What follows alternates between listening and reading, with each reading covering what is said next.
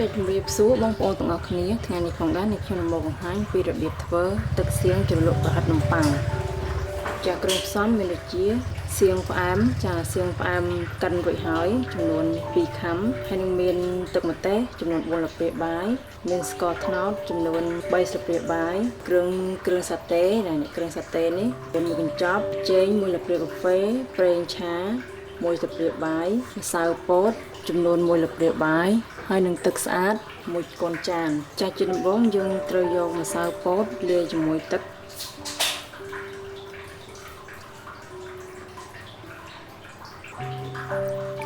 ហើយយើងកូរវាឲ្យរលាយ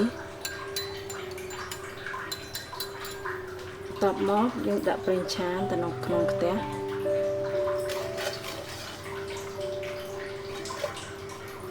ខ្ញុំដាក់គ្រឿងសាតេឆាចូលទៅ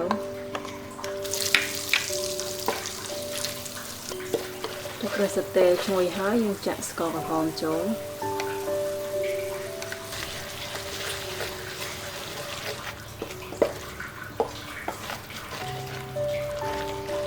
យើងដាក់សៀងចូល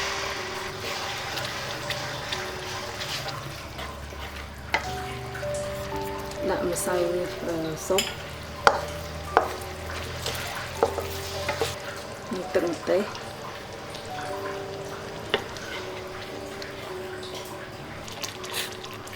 ដល់ចាក់ទឹកស្អាតចូល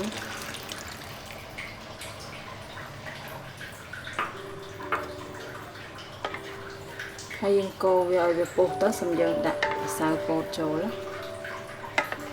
បងប្អូននេះវាពុះអញ្ចឹងហើយតបមកយើងនឹងចាក់ទឹកលាយជាមួយម្សៅពោតនោះចូលហើយយើងកូរវាចាយើងដាក់ម្សៅពោតនោះដើម្បីឲ្យទឹកសៀងរបស់យើងនោះវាមាន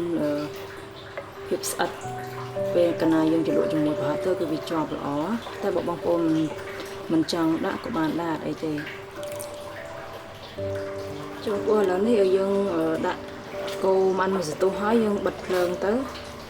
ជាបងប្អូនរួចរាល់ហើយយើងអាចញ៉ាំបានតែម្ដងណាយើងភ្លក់មកបន្តិចសិន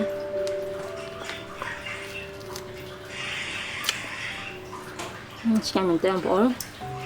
ចំពោះទឹកសៀងគឺសំខាន់បងប្អូនកាលណាយើងលក់នំប៉័ងប្រហិតអីចឹងយើងសំខាន់គឺទឹកសៀងតែម្ដងបើទឹកសៀងអត់ឆ្ងាញ់គឺអត់ឆ្ងាញ់តែនឹងដែរ